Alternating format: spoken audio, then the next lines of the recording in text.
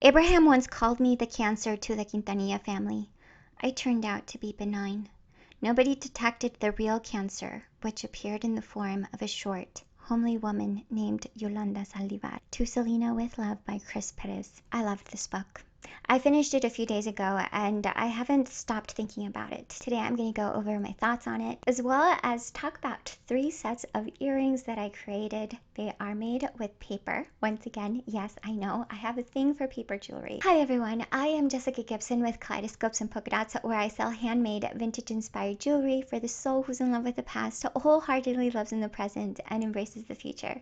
If you enjoy videos relating to vintage fashion, jewelry, and books, then please hit that subscribe button and that notification bell so that you never miss a video. And also sign up to my newsletter, because there is where I share frequent updates about what's going on around here, as well as giveaways, which I am currently hosting, but by the time that I post this, the giveaway will happen over. It was mentioned in last week's video, by the way. Let's talk about the book. Something that really stood out to me while reading this book is how selfless Chris is. From the beginning, he doesn't put himself first. I thought this would be more of a love story told through his perspective, but actually it ended up being more of a story about how he was a part of Selena y los Dinos rising to fame. He always talks about himself as being on the periphery, as being the support unit for Selena and for the band. He talks about the Quintanilla family very tenderly, mostly, until page 201. That's when I think he really showed how they treated him as an outsider. The quote with which I began this video, that was the most telling quote to me. I expected more of that kind of conversation from Chris throughout the book, but really, most of the time, he's propping them up, supporting them, giving them their place because they deserve it. He just delivered such a thoughtful, warm story about how he and Selena's relationship came to be while he was a part of Selena y los Dinos. Given that he was ostracized for quite a while he was in a relationship secretly from Abraham, at least, because everybody seemed to know this. Everybody. I don't know if you've ever been ostracized by a group of people that you thought were very much your family and your friends, but it's hard to get over. I have been in that situation a number of times personally, and in both instances I couldn't get over it. I still don't talk to the people who treated me so poorly, and for him to then turn around and become a part of the group again once he and Selena got married, because all of a sudden everything is fine. Them getting married was exactly what they needed to do in order for everybody to be okay with their relationship. Honestly, that really upset me. I know that everybody believed that they were doing the best for the band in ostracizing him, in hoping that by doing so they would make things better somehow. In reality, they were hurting people, and being accepting and kind to those you love, especially. I mean, everybody, but especially to those you love and work with, that's integral to being a good human. I felt some sort of way about them afterward. But in the same breath, I can't blame them. They are a very tightly knit family, and they had each other's back above everything else. It's hard to accept people easily into your group because the dynamic will change inevitably. Yes, it's understandable that they are very protective of that relationship, because that is so important, especially when you guys are all working together towards the same goal. Now, this is where I'm going to get a little controversial, but I don't think that there is anything wrong with a workplace romance. I don't know about you, but when I worked full-time, I would often spend more time with my coworkers than I did at home. And as a result, when I was single, I couldn't help but develop emotions. That isn't uncommon. I imagine that being in a band would be even more conducive to creating the environment to where you would feel some sort of way about somebody you work with. The fact that Selena would develop a relationship with one of the most handsome boys in that band at the time, and somebody who was so kind and thoughtful and treated her so warmly, that's not surprising whatsoever. Under most circumstances, I think that it's fine. I think that this relationship should have been handled a little bit different. Although, as I say that, as I walk myself through all of that, I don't think Selena would have gotten married in her lifetime had these chain of events not happened as they did. And going back to workplace romances, they're sketchy. Yes, they I think are perfectly acceptable as long as you guys both have the conversation early on of what happens when and if something doesn't work out. Because that is a possibility and you have to be realistic. Can you imagine living in a small confined bus and not being able to talk to the person that you love or that you're in a relationship with? I can't. Being in an office environment is kind of small.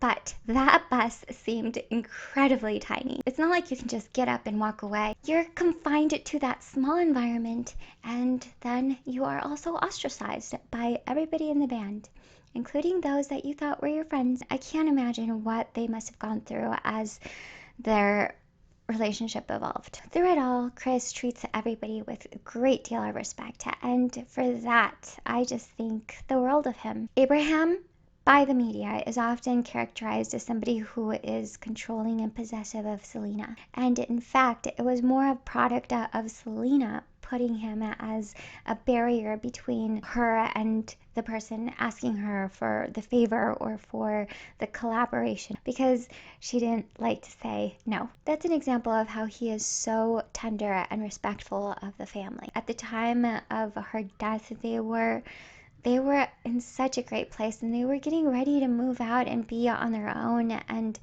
actually start a family after they promoted the Dreaming of You album, which was her last album. That's so heartbreaking, but he talks about it. He talks about her with such respect and adoration throughout the whole thing. This book is truly for the fan of Selena and not the fan of Chris Perez. I am now a fan of both, and I wish I would have seen a little bit more of Chris in this book. I think the one chapter that he gives us where he really shares a little bit about himself and his emotions is his grieving chapter, which I think is like the last one. And in it, he writes this very lovely quote. Selena always told the children she spoke to around the country, nothing is impossible if you work hard. That includes picking up the pieces of your life. And that's in relation to his own life, because after she passes, he basically falls apart. He ended up turning his life around, forming the Chris Perez Band, and winning a Grammy, which I didn't know that. I am so proud of him for that. He includes lyrics of the song in his intro, and they read, I can't erase the lonely heart that keeps on remembering. Every day I live with you, and with all the things we'll never do. Heaven holds a place for souls like mine. Try to leave my troubled past behind. You know it's so damn hard letting go. Standing here, holding my heart in my hands. Yes, I am. Trying to live every day the best I can. Lyrics from Best I Can, the Chris Perez Band. I highly recommend that you go and listen to the Ressurection album. This is just one song that he wrote inspired by Selena. There's one other song that I really liked as well, and it's more about his love story. Something I really enjoyed was learning how Bidi Bidi Bam Bam came to be. I didn't only hear it from him, but I also heard it from the family in the Amor Prohibido album. All of the band members that talk about their memories and experiences, and Bidi Bidi Bam Bam, the creation of Bidi Bidi Bam Bam, comes into the conversation in that album. Listening to that album was such a treat. I didn't expect it. I didn't realize that those interviews were in that album. And he actually also wrote about how it was created, which definitely corroborates everybody else's story, which is that it was a team effort, which started with Selena during sound check. If you are a Selena fan, I think you are going to adore this book. And if you're not a Selena fan and you are interested in learning more about her, I think this is a great starting point. Definitely watch the series though, because it's beautiful.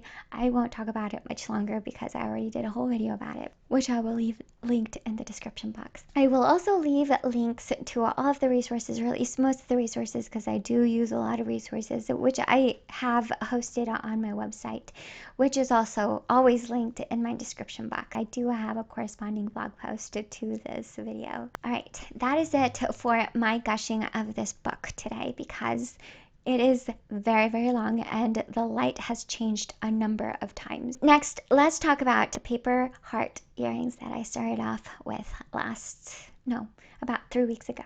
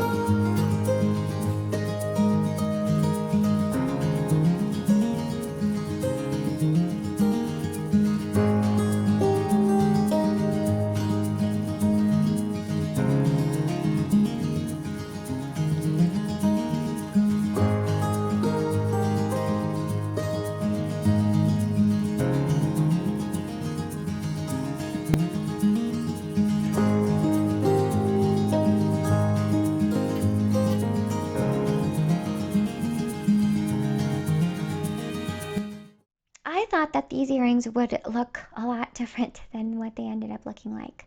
Honestly, I'm kind of disappointed in the outcome of these earrings. I do think they look lovely. I will definitely wear them. The first pair of earrings that I made were these tiny stud earrings, and I love them, but the problem that I have with them is that because I attached the earring post to the paper directly, the paper isn't strong enough to hold on to that. So when you go and take it out, if you pull too hard, you are going to take the paper right off. Now, I did use this hardener. It's called Vibrance Paper Bead Glaze. Make your paper beads water resistant. While it makes it water resistant, it doesn't harden it quite as much as the other hardener that I've used in the past. And so taking them off makes them very, very fragile, and I've already unattached one of the earring posts. And honestly, they're not big enough to showcase their heart shape, so that is a fail in my opinion. In the future, I think adding a little bit of cardboard or some backing to those earring posts would have helped a lot, regardless of what solution I use, and that would have made all the difference.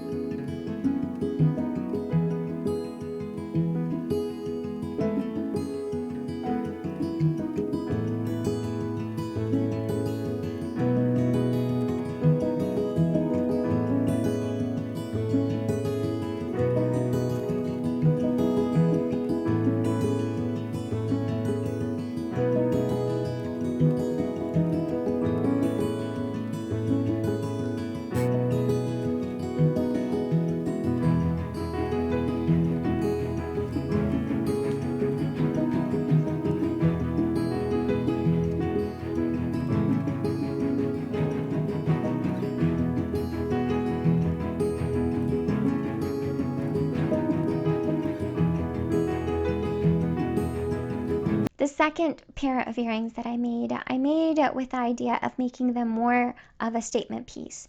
And I thought, well, more statement means bigger hearts. I started off all of these projects by cutting out cardboard hearts and then wrapping pieces of paper, strips of paper that I used from a Huckleberry Finn book. And that is what you are reading in these earrings. I did two versions of the more statement earrings. One are dangle earrings, and I think those are the strongest of all of the designs, and they are my favorite, to be honest, and I'm so excited to wear them for Valentine's Day.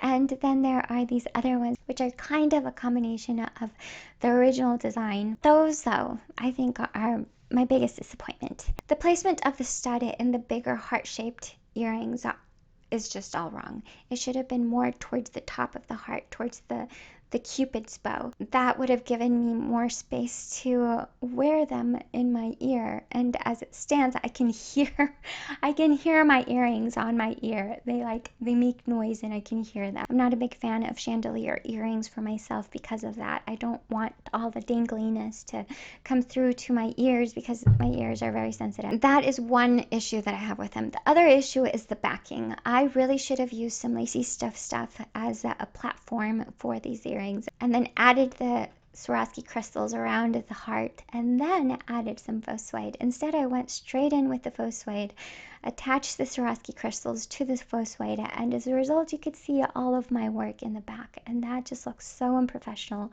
so untidy. I kind of thought about that while I was doing it. I was like, why am I doing it this way?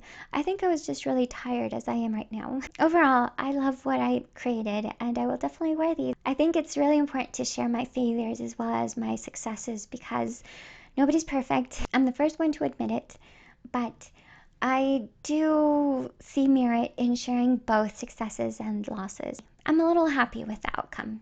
happy enough to wear what I created, but not happy enough to share it with you. And I do a lot of what I do because I want others to embrace it. Like a songwriter, you know, you want to share your creation. You want to see it out in the world. You want people to experience it for themselves. These aren't ready. These are like my draft 0 if I were a writer. I hope you enjoyed today's video. If you did, please give me a big thumbs up. Subscribe to my channel if you haven't already. And also subscribe to my newsletter. It's always linked in the description box. I will talk to you again very soon. Bye.